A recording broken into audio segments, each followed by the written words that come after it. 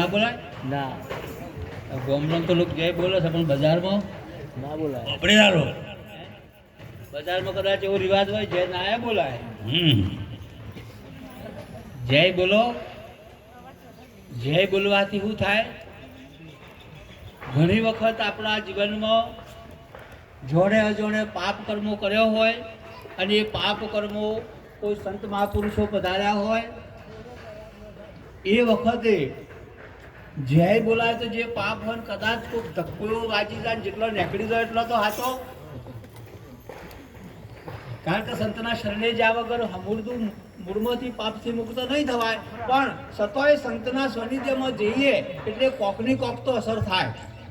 એ કત્તરવાળો આપણા બાજુમાં થઈને આમ નીકળી જાય ને તો બોલે આપણે વેચાતું લઈએ નહીં, 50-50 રૂપિયા ખર્ચીએ નહીં, પણ આમ બાજુમાં થઈને નીકળી જાય તો સુગંધ તો આવે ને.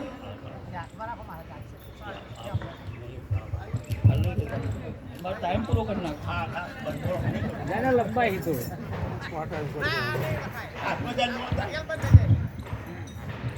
લંબાઈ એટલે જય પ્રેમથી બોલો અને જય બોલવાથી જ કલ્યાણ થશે. બોલો સદગુરુ મહારાજનો જય. ધન્યવાદ. આજનો આ પ્રસંગ લાલભાઈની નિર્વાણ તિથિ નિમિત્તે એમના સમગ્ર પરિવારે મળી આપણો સંતોનો દર્શનનો લાભ, સત્સંગનો લાભ આપ્યો બદલ ખૂબ ખૂબ ધન્યવાદ. મંચસ્થ મહાપુરુષોને આજની આ સંતભાને કોટી કોટી વંદન કરું છું. અમારા મહારાજ કાળુરામે વાત કરી એન કે પ્રકારે જીવન તમારું ગમે તેવું હોય, કદાચ દાતા હોય, ભક્ત હોય, ભગવાન હોય, પણ જેનો શરીરો શું એ શરીરો કોઈનો રવાનો નથી. જે વસ્તુ એટલા માટે ઉત્પન્ન થઈ શકે એ વસ્તુને જ્યારે ત્યારે જવાનું જ છે. આ માઇક બન્યું છે જ્યારે ત્યારે, પણ એને જવાનું જ છે, રવાનું નથી. એ મિથ્યા વસ્તુ છે, રના. એમ શરીર છે જ્યારે જ્યારે ઉત્પન્ન થશે એ ઋના. અને આ શરીર તમે જો તમારે ભગવાનના મંદિરે જવું હોય અથવા તો બારગામ જવું હોય તો તમારે તમારું ઘર પહેલાં છોડવું પડે. તમારું ઘર હંગાતી સાથે નાથે ના લઈ જઈ શકો, ત્યાંથી ઘર છોડવું પડે. અને ઘર છોડો અને આગળ તમે જો એટલે બસ સ્ટેન્ડ આવે, તમારે બીજા ગામ જવું હોય તો, અને બસ સ્ટેન્ડ આવે અને બસમાં તમે બેહો એટલે તમે બસ સ્ટેન્ડ લઈને ના બેસી શકો, બસ સ્ટેન્ડ પર છોડી દેવું પડે. અને બસમાં બેઠા પછી એ કદાચ તમારો મહેમાન હોય કે તમે હોય, પણ જે બાજુમાં ઉભા રહ્યા હોય એ લોકોને પછી તમે ના દેખો. પણ એનો મતલબ એવો નહીં કે આપણે આ જગતમાંથી જે જતું રહ્યું છે અને આવે છે એવું આપણી કદાચ જગતની ભાષામાં છે, સંતોની ભાષામાં આવું નથી. અને એ વાતને આપણે સમજવી હોય તો કોઈક સદગુરુ સંતના શરણે જવું પડે. એટલે શરીરને ગમે એટલું તમે ગમે એવું ટાપટીપ કરો કે ગમે તે કરો, ખવડાવો પીવડાવો, મોજ શોખ બધું કરો, પણ અંતે રોજના રોજ આ શરીર કાળ હોમું જાય છે, રોજના રોજ મોત હોમું જાય છે. એ વાત નક્કી છે. તમે વિચારો કે ના વિચારો, ગંગા સતીએ કીધું કે વીજળીના ચમકારે મોતીડો પરોવો પોંદભાઈ, અચાનક અંધારું થાશે, જોતરે જોતામાં દિવસો વહી જશે, 21,600 કાળ થાશે. રોજ માણસ આટલું મરે છે એવું આ સંતોનો નિચોડ છે. 21,600 શ્વાસ રોજ માણસના ઓસાત હોય છે, રોજ માણસના ઓસાત હોય છે. એટલે 21,600 શ્વાસ એટલે એક રાત ને દિવસ એટલો માણસ રોજ મરે, રોજ મરે. જેમ જેમ માણસ મરતો જાય એમ એમ એના શરીરની શક્તિ ક્ષીણ થતી જાય. શરીરની શક્તિ ક્ષીણ થાય એટલે શરીરના દાગીના તૂટતા જ હોય. તમે જુઓ માણસ જેમ જેમ એની શક્તિ ક્ષીણ થાય એટલે મોઢાના દોત પડી જવાના. તમે ગમે એવી કોલગેટ વાપરતા હોય, પછી 5 રૂપિયાની વાપરો અને 500 રૂપિયાની વાપરો, પણ શરીરમાંથી શક્તિ ક્ષીણ થઈ એટલે દોત રવાના નહીં. તમે ગમે એવી તમે તેલ વાપરતા હોય કે કોસકા વાપરતા હોય, પણ સમય થશે એટલે માથાના બાલ ધોળા થઈ જ જવાના છે, કારણ કે શક્તિ ક્ષીણ થવાની રવાનું નથી. તમારા શરીરે કરતલીઓ પડી જવાની. એક દાડો થશે તો હાથમાં ટેકોય આવી જશે. એક દાડો એવો થશે અત્યારે પગનો પિસ્તાન બધું જે કોઈ ખાતા હોય પછી જતું છે, પણ સમય આવશે એની એ તમારી ઓજરી પચાઈ નહીં શકે. એક દાડો ભારો ખોરાક પચાઈ નહીં શકે. એટલે આ શરીરને જતા પહેલા આ જીવનનો કોક આનંદ, કોક એવો આનંદ છે. બેને જેમ કીધું કે આ શબ્દોના બંડળમાંથી તમે સદગુરુના શબ્દની એક અસર થઈ જાય. આપણા ભારત દેશની વાત છે, કદાચ તમે વાંચી હોય કે ના વાંચી હોય, પણ વાલીઓ લૂંટારો એના ઘરનું ગુજરાન માણસ મારીને ચલાવતો હતો.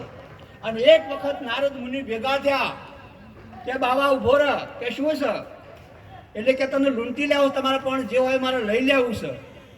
કે મારા પણ તે કા વગાડવાની વીણાના કાબેરે સિવાય બીજું કોઈ છે? પણ તું આવું કર્મ કરું છું ચમ? આટલો ધર્મ કરું છું એનું કારણ શું છે? એટલે કે મારા ઘરનું ગુજરાન ચલાવવા માટે હું મારા ઘરનું ગુજરાન ચલાવું છું એમ કરીને. કે ચલાવું છું એનો વાંધો નહીં, પણ તું જે આ કામ કરું છું એમાં તારા ઘરનો બધો ભાગીદાર ખરો? એટલે કે હોય જ ને, બધો ખોય છે ને. હું માણસ મારીને લઈ જાઉં છું, બધો ખોય છું, એટલે ઘરના બધો ભાગીદાર. કે ઘેર જઈને પૂછી આય, હું સંત છું હજી ખસોય નહીં, તું પૂછી ના આય. એટલે પૂછવા જો કે ભાઈ હું પાપ કરું છું, માણસોને મારું છું અને તમને બધાને જીવાડું છું, એટલે તમે ભાગીદાર ખરો? એટલે ઘરવાળાએ કીધું કે અમે કોઈ ભાગીદાર.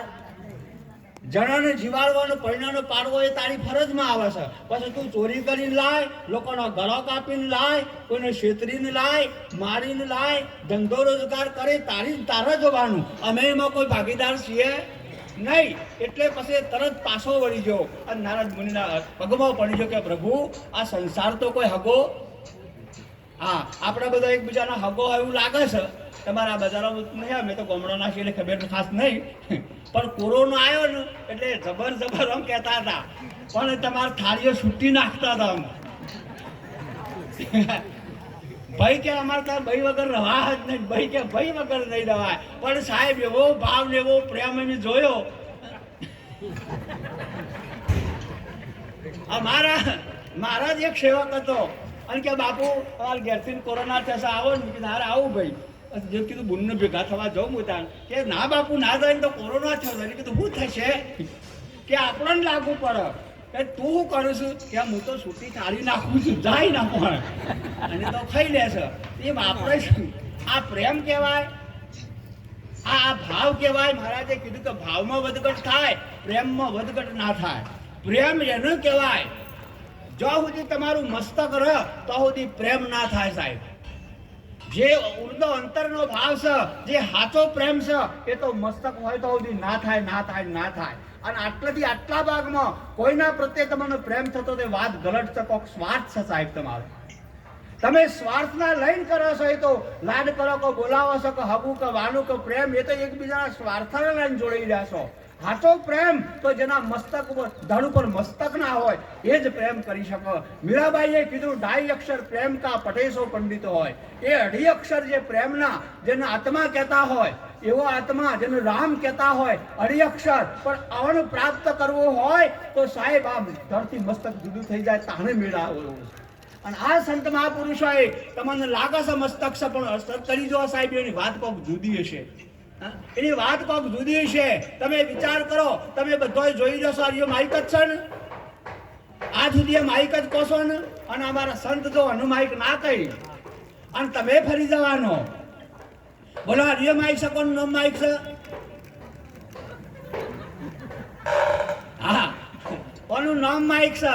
આ માઇક નહીં ને, નહીં માઇક. જો કાલ સુધી આકાર સુધી કહેતો હતો આ માઇક છે, હવે તમને એમ થશે ઓનું નામ માઇક છે એટલે આજે તો માઇક નહીં, તાન સતો ખરું.